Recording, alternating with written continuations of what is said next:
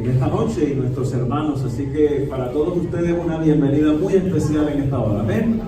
Me siento agradado, contento. Imagínense ustedes el Señor cómo se sentirá en esta hora, dado que hemos venido juntos para adorarle y para compartir de la palabra del Señor en esta hora. Bueno, ya tuvimos nuestro tiempo de oración, estuvimos compartiendo este momento, así que vinimos a estudiar la palabra de Dios. Así que les doy una bienvenida muy especial nuevamente y vamos a lo que vinimos.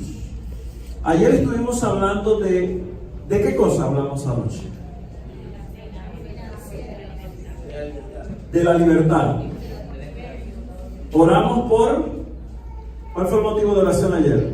Las finanzas. Y hablamos de un tipo de esclavitud que incluye la esclavitud financiera. Pero no ampliamos el tema financiero, sino que pusimos las bases de la esclavitud. Y entendimos que podemos ser esclavos de muchas cosas. Y ayer hicimos una cosa. ¿Cuál fue? Reconocimos que hay algo que nos tiene esclavos. Ese fue el primer paso que dimos ayer. Así que esa fue la base de nuestro mensaje el día de ayer. Hoy vamos a hablar de un tema que yo quiero serles muy sincero. Para mí es el más importante de esta semana. Tal vez haya otros temas que serán mucho más bonitos y más dicientes, pero yo no sé ni cómo explicarlo. A mí el tema de hoy me ha impactado de manera muy especial. A mí. Y yo lo he leído y lo he estudiado y lo he revisado y lo he repasado y todavía no encuentro la manera correcta para presentarlo. Porque me ha tocado a mí antes que a cualquier otra persona. Pero ¿saben? Eso indica que el Señor hoy va a hacer milagros en nuestros corazones. Amén. Porque quiero decirles algo. Yo sé que ustedes lo saben, pero quien está aquí es un humano. Yo lo único que vengo a hacer es ser un instrumento para que el Señor me use para que usted reciba su palabra. Así que usted necesita abrir su corazón, porque el Señor a veces dice cosas que duelen y a veces dice otras que no hacen mella en nosotros porque no le hemos dado permiso. Pero hoy el Señor va a hacer algo grande en nuestro corazón. Y el tema de hoy es un tema que ha sido inspirado en un personaje de la Biblia que estaremos hablando en diferentes escenarios. Vamos a hablar de la culpa. ¿Cómo es el título? Liberados de la culpa. Liberados de la culpa. Esta doctora Catrina se me perdió. ¿Qué es la culpa, doctora Catrina? Yo, ¿para qué voy a definir qué es la culpa si tengo una psicóloga aquí, ¿sí o no? No. ¿Qué es la culpa? En sus palabras sencillas. Son sentimientos y pensamientos, ¿sí? Que dañan mucho emocionalmente. Ok, sentimientos negativos, pensamientos negativos que nos dañan. Emocionalmente autodestructivos. Autodestructivos, correcto. Que pueden generar un peso emocional que cercena el potencial de las personas. Ok. Que tiene mucho que ver con el pasado y con los errores cometidos. Correcto. Entonces la culpa tiene que ver con el pasado, cercena, destruye, rompe, limita mis capacidades. Ok. ¿Hay alguien aquí que haya sentido culpa alguna vez? Sí. Ok, bueno, yo sí he sentido muchas veces culpa. Pero yo quiero decirles algo. La razón por la que este tema me tocó no es porque yo haya sentido culpa. La razón por la que este tema me tocó es por la cantidad de veces que no he sentido culpa. Porque en el contexto espiritual, Dios no usa la culpa como una herramienta para trabajar en nosotros. Lo que Dios produce en nosotros se llama el arrepentimiento, que es una especie de culpa, pero no se parece en nada. Así que, ¿cuál es la diferencia? Y además, ¿cómo permitir que la culpa no sea el instrumento que me hunda, pero al mismo tiempo ¿quién de los que está aquí que no ha sentido culpa en algunas áreas de su vida necesita sentir culpa para salir del pozo en el que está? Por eso este tema de hoy es importante. Así que yo quiero que entendamos algo. El sentimiento de culpa moderado puede llegar a ser útil, ¿cierto que sí? De manera moderada nos permite evaluar, cambiar, estructurar algunos asuntos en nuestra forma de pensar. Nos permite cuestionarnos, nos permite cambiar nuestras acciones, nuestra conducta, establecer algunas pautas diferentes en nuestra vida. Pero un estudio de la Universidad de Manchester y seguramente muchos otros estudios han comprobado que el sentimiento de culpa exagerado o extralimitado produce depresión, cercena nuestras capacidades, etc. Limita y hace muchas otras cosas en nosotros. Así que el sentimiento exagerado no ayuda, el sentimiento exagerado de culpa no ayuda en nuestro crecimiento. Pero efectivamente y sin duda alguna, todos alguna vez hemos sentido culpa. De hecho, desde niño yo alcancé a sentir muchas veces culpa y la recuerdo. No recuerdo cuál fue la primera vez que sentí culpa. Tal vez es imposible recordar eso, era muy niño, no sé en qué momento fue. Pero recuerdo algunos momentos en los que sentí culpa. Por ejemplo, el día que estaba jugando con mi hermanita y prendimos un fósforo, yo le dije a ella, mira, los fósforos queman, pero no sé, a mí se me ocurre que tú tienes una piel diferente y a mí me gustaría probar si el fósforo en tu piel causa el mismo efecto que en la mía, ¿cierto? Así que yo me fui al cuarto, esto no lo vayan a repetir en su casa, los niños están arriba, ¿cierto? Y entonces prendí el fósforo y se lo puse aquí en la pierna, y se lo apagué. Bueno, ya ustedes saben qué pasó, imagínense la escena. Entonces yo le dije a mi hermana, ¿pero por qué lloras? Yo me acuerdo, no sé en qué momento, esa parte cruel de Daniel Borja que yo no conocía salió, pero en esa exploración de emociones, de actitudes infantiles, salió una parte de mí que yo no había explorado. Así que de repente yo me sentí digamos que admirado, contento, ni siquiera sé qué fue lo que sentí, porque yo le dije a ella, viste que ya se te borró, te quedó solo un puntico blanco, no pasa nada. Pero cuando mi mamá llegó y me explicó, después que me dio unos correazos me explicó, entonces ahora mi hermana desarrolló una pequeña, se sonrojaba su pierna y comenzó a desarrollar una pequeña infección. No sé por qué, no sé de qué manera esto se dio, no recuerdo los detalles, pero el día cuando ella se levantó con algo de fiebre, porque no tenía nada que ver con la quemadura, pero ella tuvo fiebre por otra cosa que le estaba dando, yo sentí remordimiento. Que no fue culpa, pero hubo algo de remordimiento en mí y no lo puedo borrar de mi mente porque fue un momento que me marcó. Yo sentí que por culpa mía, ella estaba pasando por esta situación. Pero esa culpa no me llevó a hacer un cambio, todo lo contrario. Fui a su cama y le dije, yo te dije y tú me diste permiso. Así que no es culpa mía. ¿Correcto? Tampoco es culpa tuya, hermanita. Pero que conste, tú me diste permiso de hacerlo. Así que la forma como tú has administrado la culpa determina en gran manera tu carácter. Y el personaje del que vamos a hablar hoy se llama Judas. Una persona que le dio un manejo a la culpa, pero además alguien que antes de sentirse culpable tuvo otras cosas de las que podemos hablar. Y de ese personaje vamos a encontrar muchos detalles en la Biblia que podemos inferir de la historia, de su nombre, de su pasado, de sus padres y de otros detalles más que Judas puede significar para nosotros. ¿Por qué esto es importante para una familia? ¿Por qué esto es importante para un individuo?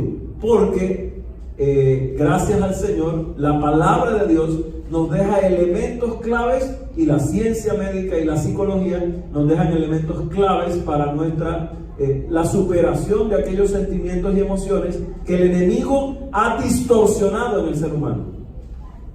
Por esa razón entremos a hablar un poco acerca de Judas. ¿Quién era Judas? Judas es un discípulo. Judas está incluido en todos los relatos que encontramos en la Biblia acerca de los discípulos. Lo encontramos en Mateo 10, 1 al 4, lo encontramos en Marcos 3, 13 al 19.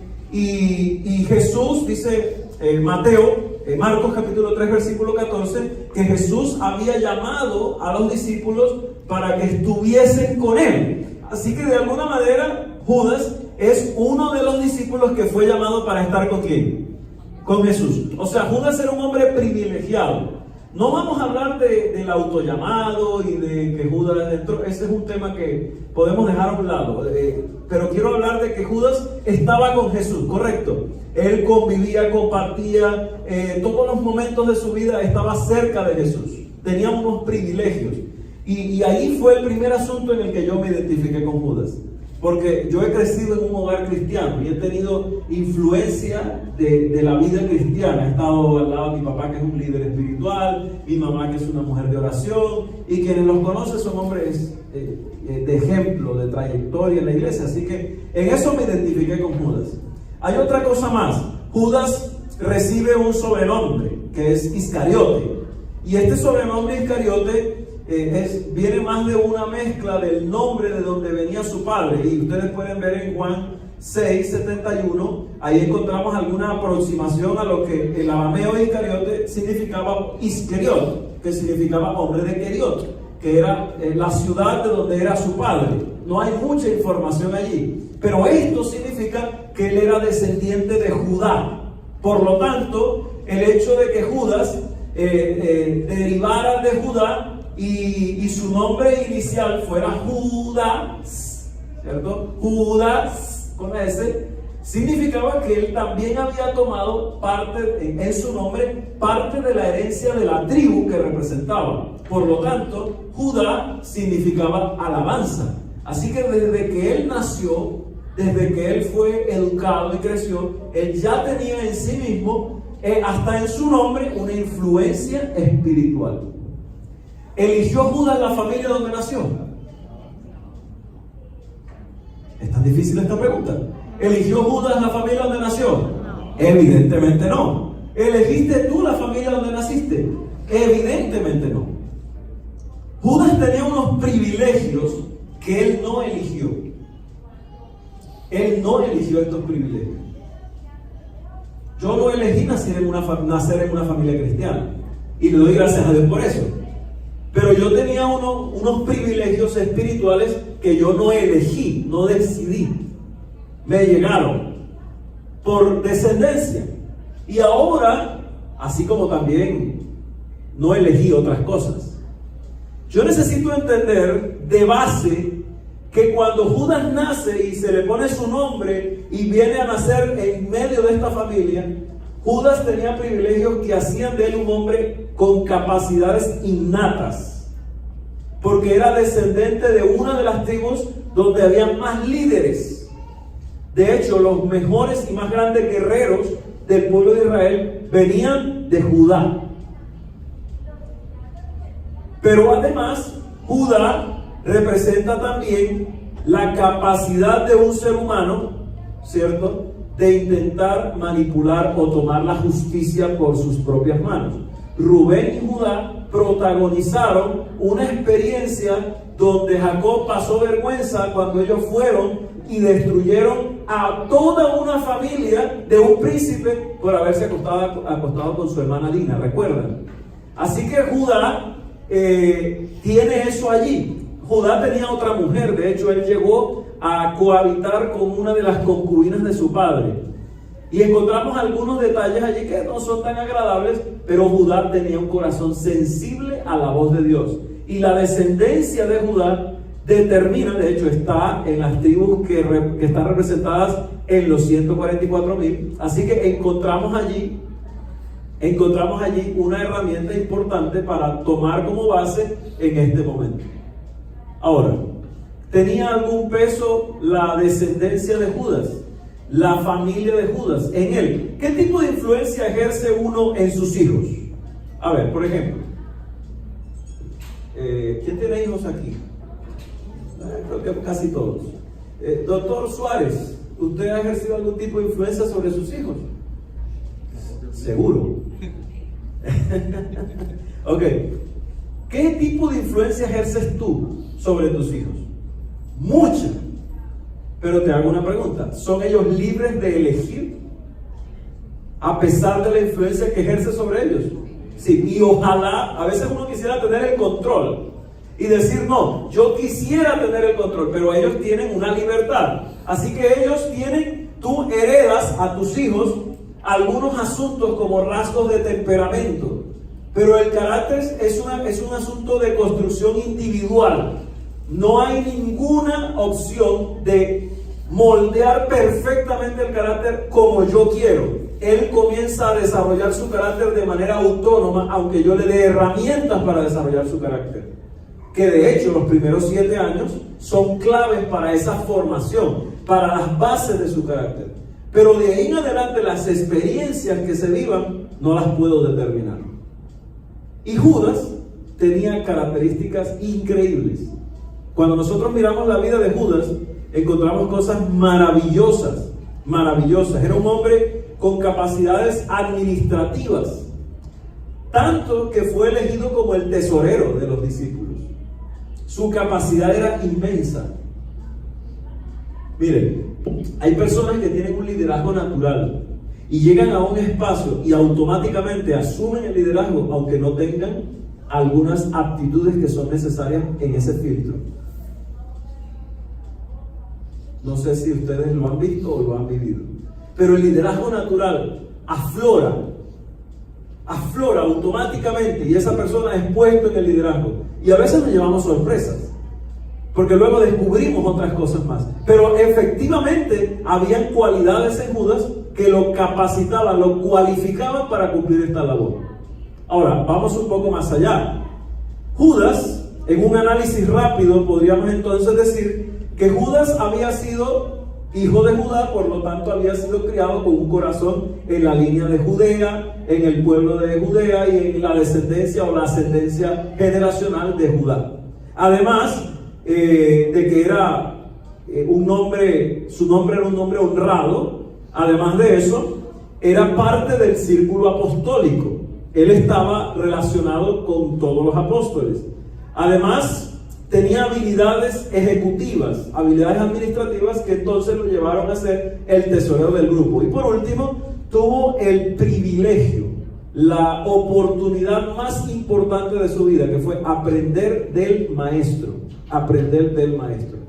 Así que encontramos a Judas en un puesto de privilegio en todos los aspectos donde lo miremos. Ahora, este era lo que era Judas, pero ahora, ¿cuál era el carácter de Judas? ¿Qué define el carácter de Judas? ¿Y por qué esto es tan importante? Porque cuando nosotros estamos en una situación familiar, aquí hay varios esposos o esposas, cónyuges, y además tenemos hijos.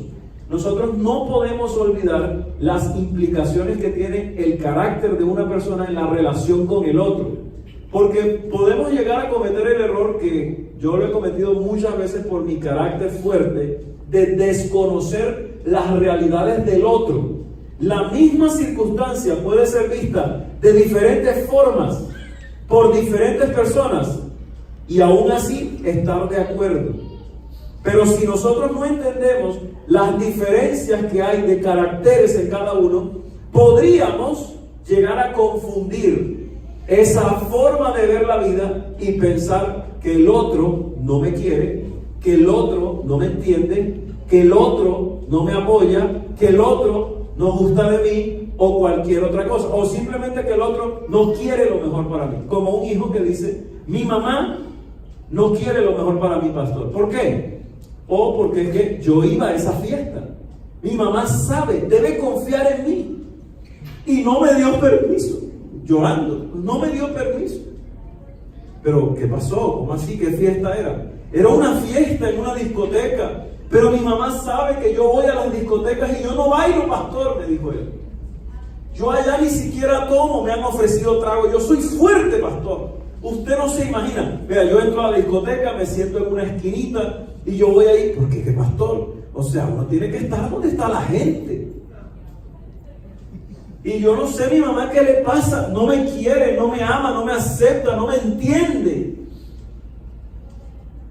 Porque ahí la misma situación puede ser vista de diferentes puntos de vista.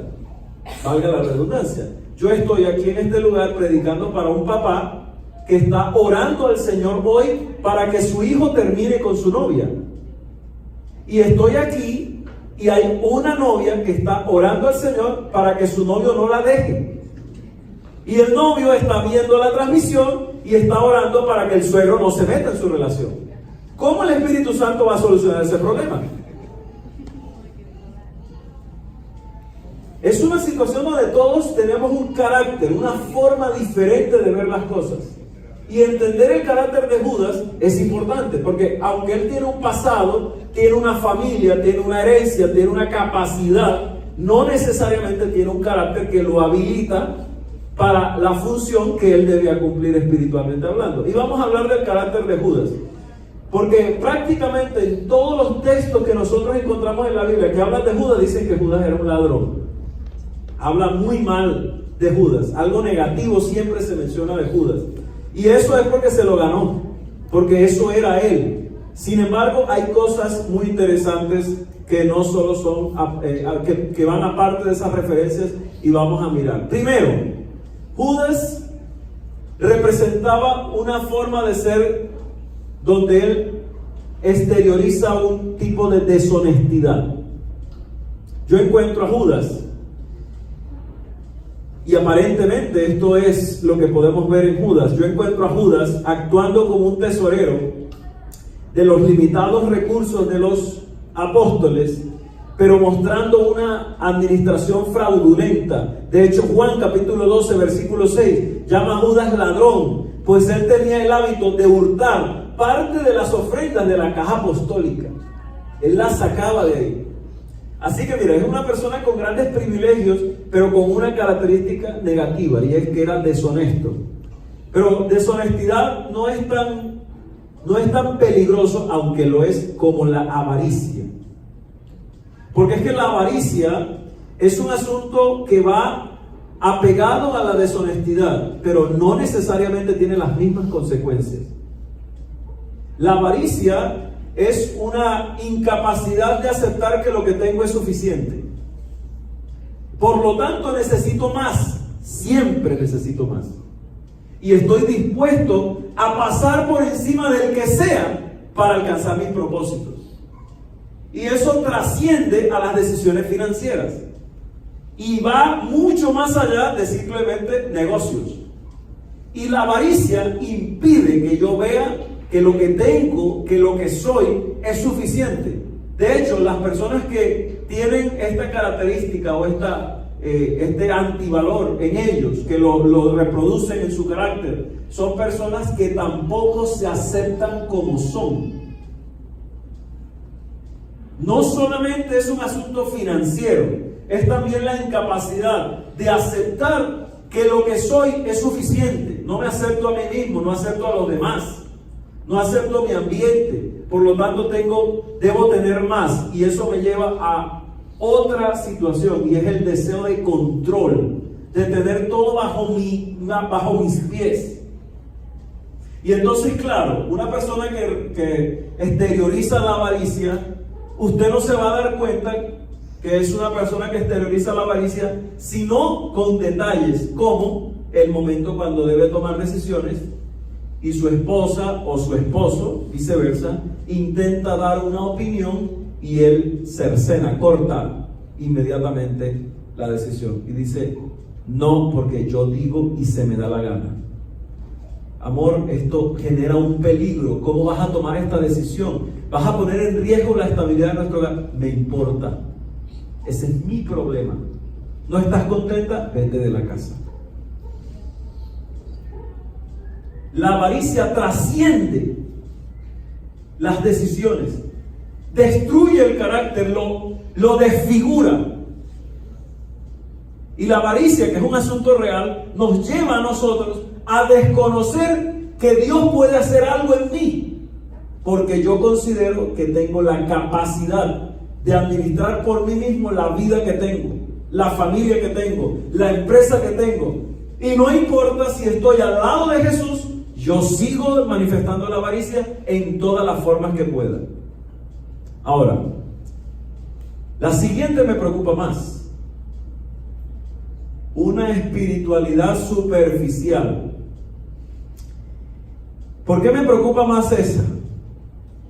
Porque por lo menos en lo que consta en los evangelios, en ninguna parte de los escritos de la Biblia, Judas llamó a Jesús Señor. Siempre lo llamó Maestro. Y los invito a investigar esto. Nunca llamó a Jesús Señor. Siempre lo llamó Maestro. ¿Y esto qué diferente tiene? Cuando tú tienes un respeto por alguien, pero no hay un vínculo de respeto, solo es un nombre. Tú no dices doctor. ¿Tú qué dices? Hey, doctor. ¿Cierto? Es un respeto, pero es un deseo de igualdad al otro. Ahora, estoy poniendo un ejemplo muy, muy bajo, pero estamos hablando de Jesús. Porque Pedro dice Señor. ¿Cierto? Pero ¿qué dice el joven rico? Maestro bueno. ¿Te das cuenta la diferencia? Él se acercó a Jesús, pero él no tenía la intención de aceptar el consejo de Jesús. Él quería recibir la aprobación de Jesús, pero él no quería aceptar que había un error en él. Por lo tanto, no hubo reconocimiento. Así que yo veo en Judas una espiritualidad superficial. Tanto tiempo con Jesús y nunca entendió que Jesús es Dios. No lo entendió, no lo vivió. Tanto tiempo con Jesús y él no entendió eso. Y miren, hermanos, yo creo que uno de los momentos, una de las situaciones que más ha marcado mi vida fue el día en que yo iba a ser ordenado como pastor. Que a diferencia del pastor Pacheco, fue hace poquito. Y ese día yo me senté a hacerme un autoanálisis, porque a mí me hicieron una pregunta que yo no supe responder. Mi presidente me preguntó: ¿tú crees que debes ser ordenado como pastor? Y bueno, ese es el deseo de todo pastor. Pero créame, yo nunca había pensado en eso. Ellos me hicieron una evaluación y me fue bien. En muchos aspectos, en la iglesia en la que estaba tenía cierta responsabilidad, también en la asociación. Así que yo estaba tranquilo. Pero cuando me hicieron la pregunta y me dijeron, esto hace parte de la evaluación final, tu concepto sobre ti mismo, yo me miré a mí mismo y me pregunté, ¿merezco ser ordenado? Y esa pregunta me llegó al fondo del corazón. Y la respuesta que salió de mí fue: no, pastor, no lo merezco. Entonces él se sonrió y me dijo: no, en serio, no seas modesto. Y yo le dije: pastor, es que usted me hubiera preguntado otra cosa, pero es que de verdad no lo merezco. ¿Y por qué lo dices? Pastor, yo siento que me falta tanto. Y él me dice: ok, te entiendo, pero no es eso lo que te estoy preguntando. Entonces le dije: bueno, pastor, sáltese esa pregunta, porque no le voy a dar otra respuesta. Porque, pastor, si ustedes me van a ordenar como pastor, no es porque yo me lo merezca. Claro, era una pregunta que implicaba si habían situaciones en mí en contra de la iglesia, o si yo odiaba el ministerio pero estaba aparentando. Entiendo el contexto, pero cuando me exploré, me miré a mí mismo, yo dije: no. ¿Saben por qué? Porque yo descubrí un día que he pasado tanto tiempo al lado de Jesús sin conocerlo. Y qué golpe tan duro me dio eso en el corazón. Cuando tuve que aceptar que crecí en un hogar adventista, que había vivido una vida ejemplar, que la gente me conoce como un pastor X o Y, de éxito en algunas cosas, experiencias maravillosas, pero el día que tuve que aceptar con un corazón orgulloso como el que tengo, porque sí soy bien orgulloso, y que tuve que aceptar que no era nadie, que sin Dios todo lo que había alcanzado era basura, porque un día me sentí desanimado, porque un día quise dejar el ministerio a un lado, porque llegué a pensar que este no era mi talento, que yo servía para otra cosa, porque quería irme del país de misionero, porque sentía que no debía ser un pastor, y por cientos de cosas que estaban en mi corazón. Ese día yo sentí que tenía un problema espiritual, que necesitaba de Dios. Y la solución que yo tomé era, de ahora en adelante voy a hacer el culto familiar, de ahora en adelante voy a tomar más tiempo con el Señor, de ahora en adelante voy a aplicar lo que predico. Y ese día que tomé la decisión, mi vida cambió, porque nunca pude hacerlo. Me vino más trabajo, me dieron más responsabilidades, me ubicaron en una iglesia de mucha más responsabilidad que la que tenía, con personas con muchos más problemas que yo, y entonces comencé a sacudirme, y cuando estaba así en medio de la sacudida, porque me estaba yendo demasiado bien, y tenía miedo que un día llegara como el coco arriba y me cayera como la palma y me cayera como el coco, así pum, de golpe, sin ver nada. Entonces le dije: Señor, ayúdame. Y el Señor hizo algo que, bueno, interesante. Me hicieron mi cuarto llamado del Atlántico. Ya eso daba la pena. 4 veces era esa, la 4ª vez que me hacían una invitación a trabajar aquí. Y en ese momento yo dije: aquí está la respuesta del Señor. Pero claro, yo estaba contento, y mi esposa, que estaba feliz allá y que no había razones para venirme. Pero cuando tú tocas fondo espiritual, tienes que hacer un cambio. Si tú no haces un alto en tu vida, si tú has mirado que el tiempo que has pasado al lado de Dios no ha servido para nada, y no haces un alto en tu vida, estás perdido. Porque una cosa lleva a la otra. Una cosa lleva a la otra. ¿Cuántas veces yo prediqué el culto familiar y cuántas veces no lo hice? Recuerdo a un anciano de iglesia que tuve en una iglesia muy especial, un hombre que considero mi amigo.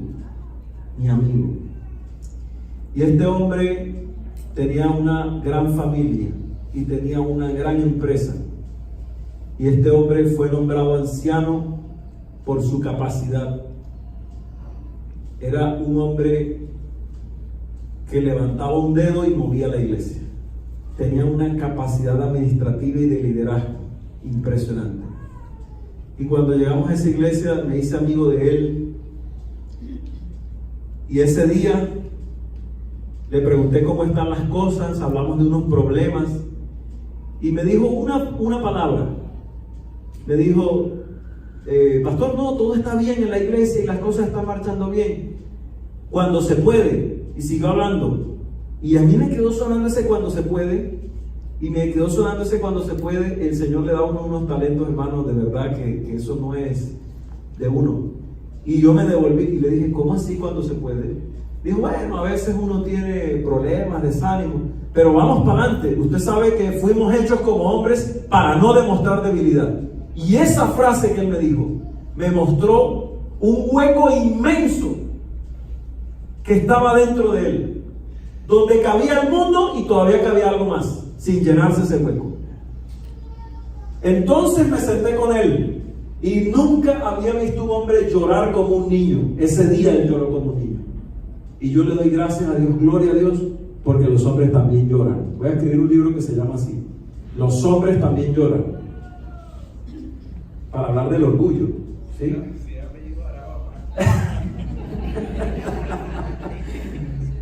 No hablo de ese llanto.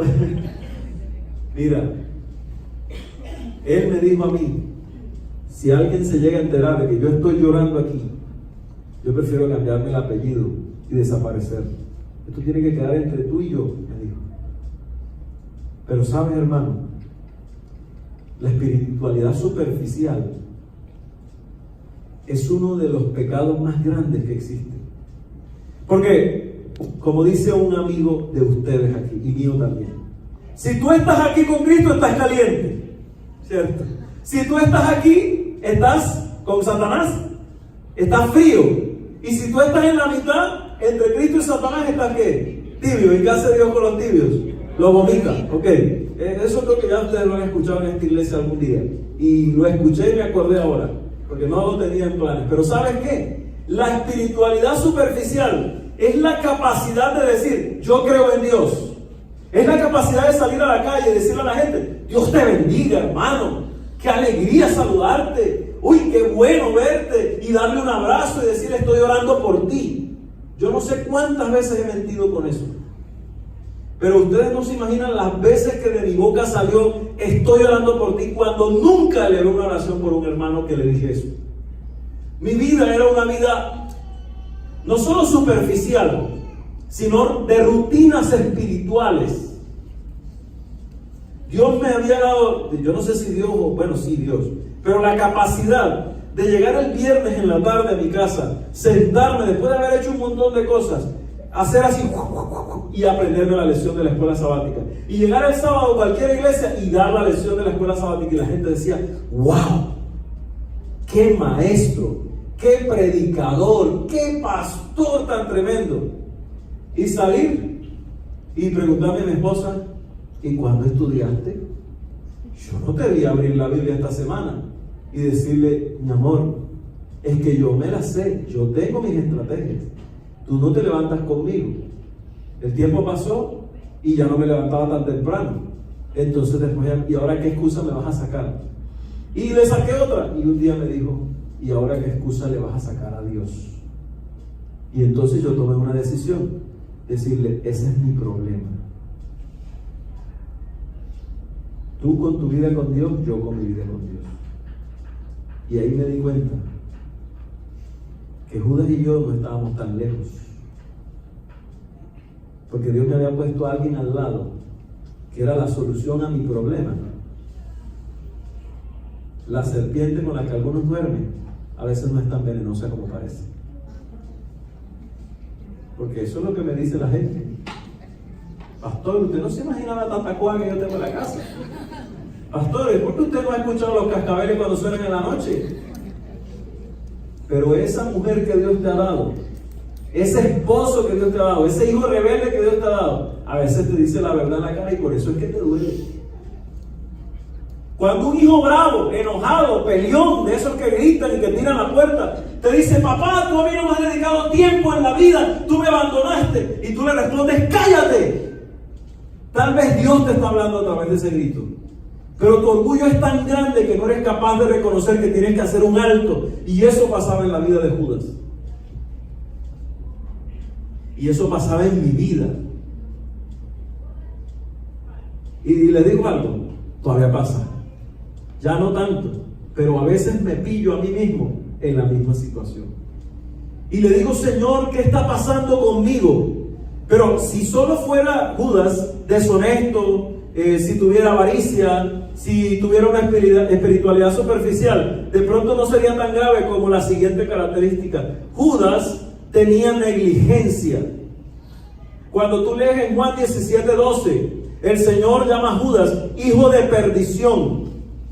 Y la expresión hijo de perdición no significa hijo del que se pierde, significa hijo desperdiciador, despilfarrador, que bota las oportunidades que el Espíritu Santo le da. Ese es un hijo de perdición. Aquel que Dios le ha enviado voces una y otra vez y te ha dicho, pero el manejo de la culpa que le das a tus situaciones puede determinar la forma como tu carácter es formado espiritualmente hablando. Las veces que el Espíritu Santo te ha hablado y te ha dicho, ¿qué haces con esa mujer todavía? ¿Qué haces con esa práctica todavía? ¿Por qué sigues viendo ese video todavía? Entonces yo le echo la culpa a lo que sea. Hasta al perro le echa uno la culpa. El día que trajimos ese perro a la casa, todo cambió. Sí, el perro tiene la culpa. Así como la vaca, ¿cierto? También tiene la culpa. O sea, yo le echo la culpa a lo que sea, pero no reconozco la necesidad de explorarme a mí mismo y entender que hay una situación que me está afectando a mí, pero no solo me está afectando a mí, está destruyendo el ambiente en el que yo estoy, que a veces se llama hogar, pero a veces toma otros nombres: empresa, colegio, universidad, amistad, etc. Pero las dos últimas características de Judas son bastante delicadas. Las escrituras relatan que Judas condujo a los guardias hasta el jardín de Getsemaní. Y la disimulación de Judas fue tanta, el disimulo de Judas fue tanto, yo no diría el disimulo, el puñal que le clavó a Jesús por la espada fue tan grande que fue capaz de darle un beso antes de entregarlo.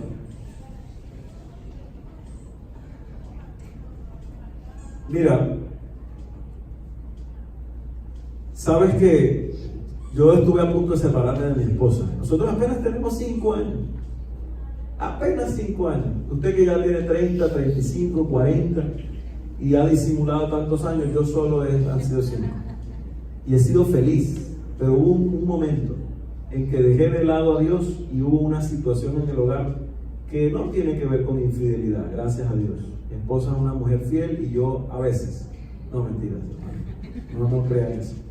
Pero mi orgullo es tan grande que el Señor ha tenido que hacer un trabajo conmigo inmenso. Y pobre ella y pobre yo, porque nos sacamos chispa recién casados. El primer año de casados nos sacamos chispa. Y bueno, dice que hierro con hierro se abusan, ¿no? O sea, nos volvimos más filosos. Y ella me tiraba y yo le tiraba y los cortes cada vez eran más grandes. Y por tonterías, cosas que eran insignificantes. Y alguien me decía, tranquilo, ese es el primer año casado. Y yo repetía la misma frase y decía, ella cuando me decía, amor, pero es que tú tienes que aprender, pero es que tú tienes que respetarme, yo le decía, el segundo año nos va a ir mejor. Y obviaba el problema o me metía por otro camino o buscaba otra salida. Pero saben, en medio de esa circunstancia, en medio de esa crisis que pasamos los dos, yo aprendí algo. Y es que no hay una persona más capaz, que sea más capaz de mostrar falsedad que un esposo con un orgullo elevado.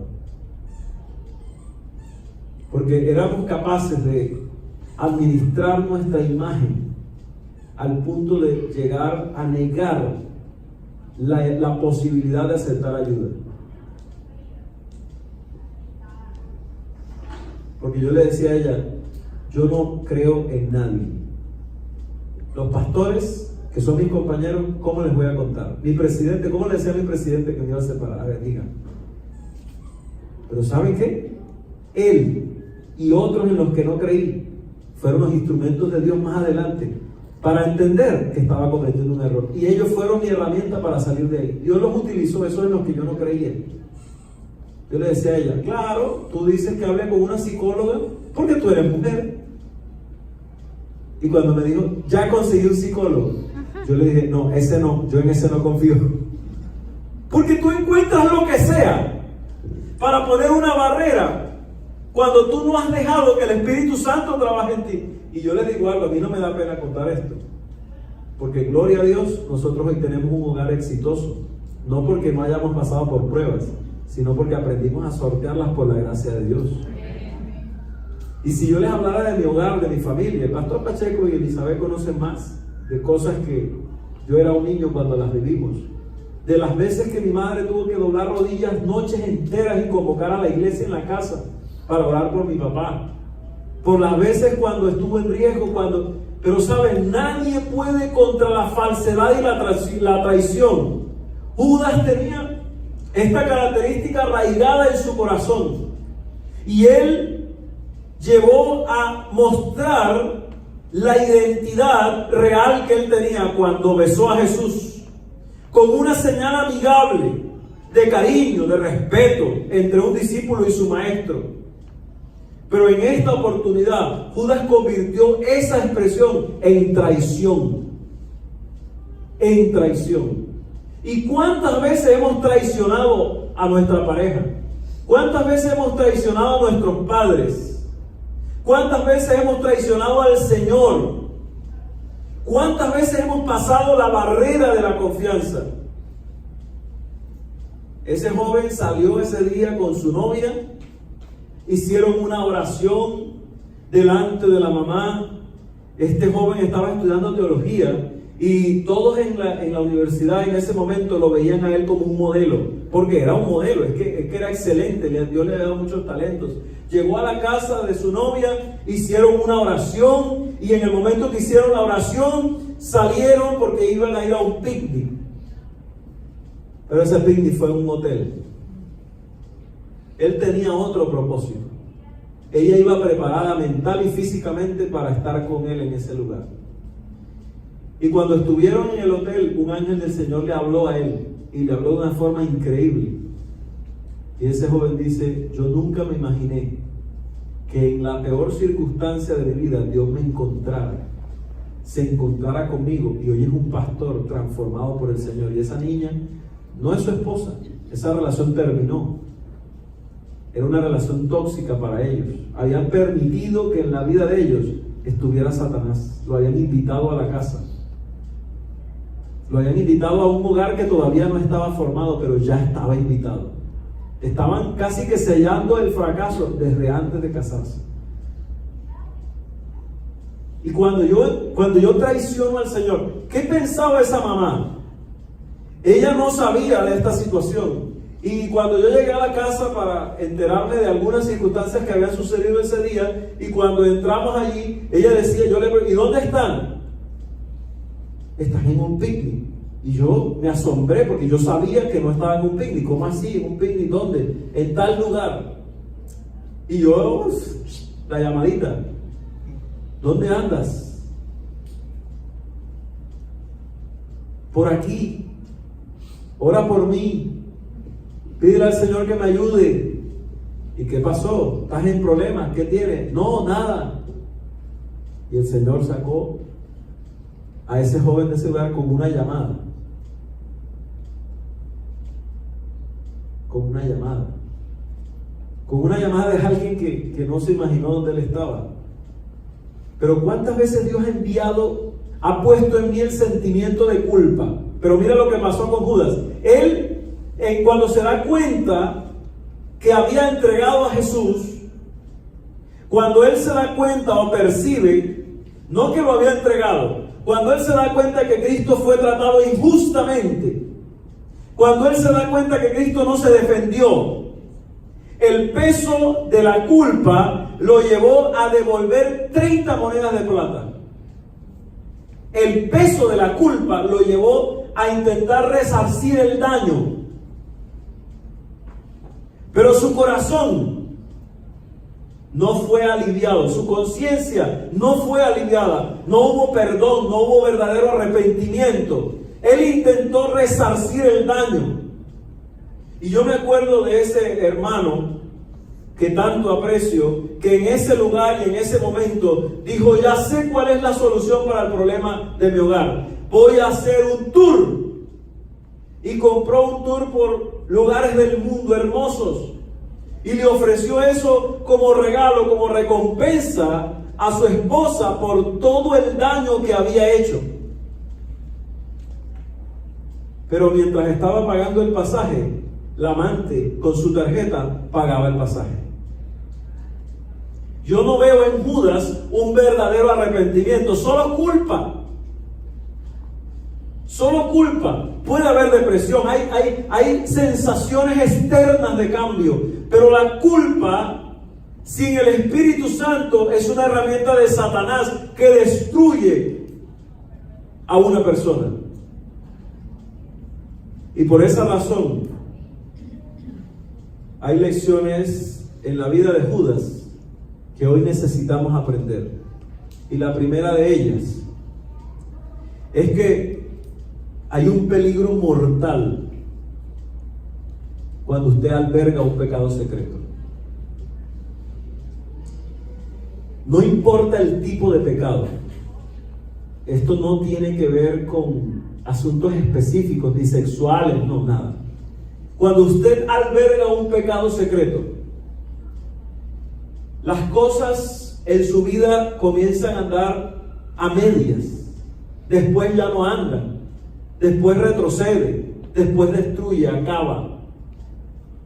Cuando usted esconde una vida diferente a la que muestra. La esconde de sus hijos, la esconde de su esposo, la esconde de sus amigos, la esconde de la iglesia, la esconde de Dios, la esconde de sí mismo, etc. Usted no se da cuenta que realmente está autoengañándose, autocomplaciendo su emoción para llegar a sentir tranquilidad y paz. Pero realmente lo que está sucediendo es que yo estoy minando mi vida, destruyendo lo que soy y crucificando mi futuro negativamente. Judas albergó en su corazón situaciones, deseos y prácticas que destruyeron su vida. La falsedad, la deshonestidad, la espiritualidad insuficiente en una relación lejana de Cristo, la culpa y otros elementos los albergó en su corazón. Y en vez de crecer, estos pecados secretos lo que hicieron fue hundirlo más. Y esta es la lección tal vez más importante que usted necesita y que yo necesito hoy. La asociación con los asuntos espirituales no garantiza que nos volvamos personas espirituales. ¿Lo podemos leer juntos? 1, 2, 3. La asociación con lo que es espiritual no es garantía de que nos volvamos personas espirituales. Usted puede pasar todo el tiempo del mundo viniendo a la iglesia, recibiendo estudios bíblicos o haciendo cualquier cosa, pero si en realidad su corazón no ha sido puesto en las manos de Dios, ¿qué es nuestra justicia propia ante el Señor? Como trapos de inmundicia. No vale nada. Nuestra vida es simplemente una fachada que un día se derrumba y se cae. Construimos una iglesia en un lugar hermosa y cometimos el error de contratar a una persona económica y local sin buscar a aquellas personas que tenían más experiencia.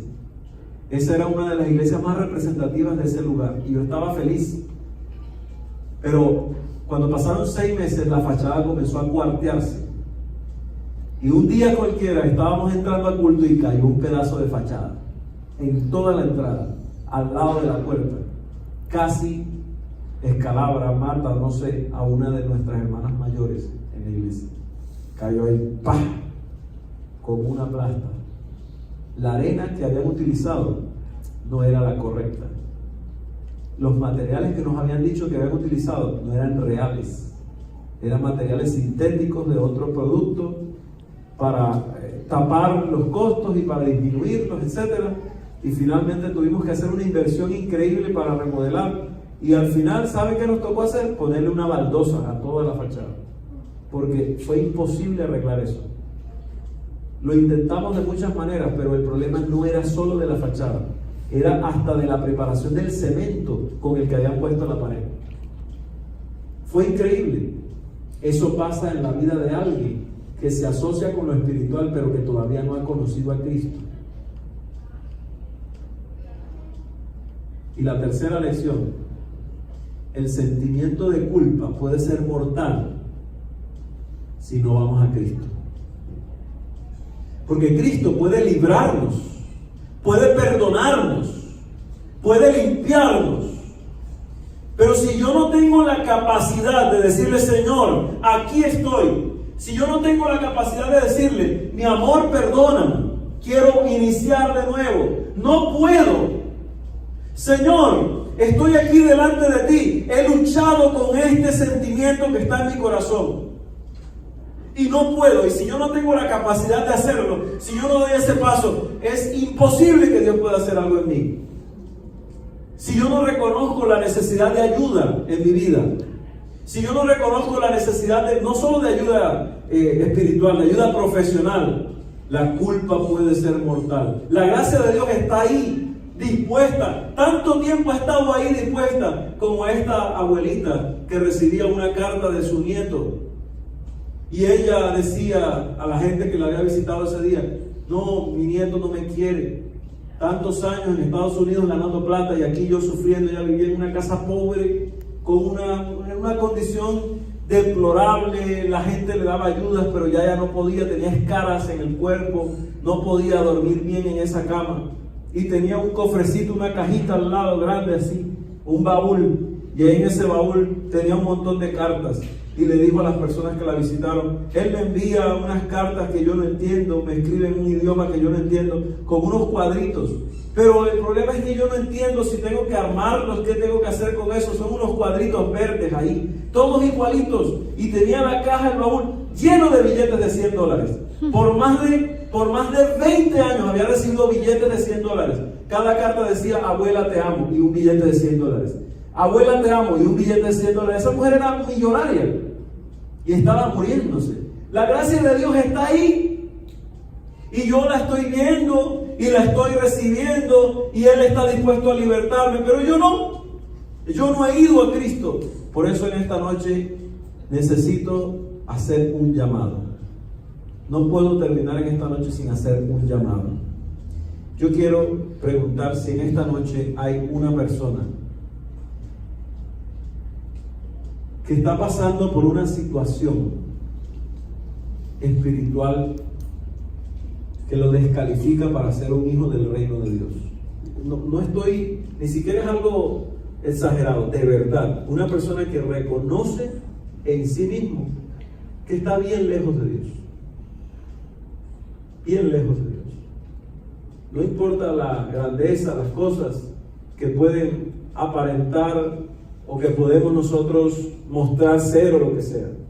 Pero estoy haciendo un llamado para una persona que en esta noche ha venido a este lugar o que está escuchando este tema de esta hora. Y que el Señor le ha traído a este lugar porque el Señor quiere o quería que tú vinieras esta noche. Es alguien que tiene una fachada, que muestra grandeza o equilibrio emocional, o que muestra algo bueno, pero que es consciente que hay algo que falta, y que ese alguien que falta en su vida es Dios, pero tú no sabes cómo adquirirlo, cómo mejorar, cómo cambiar.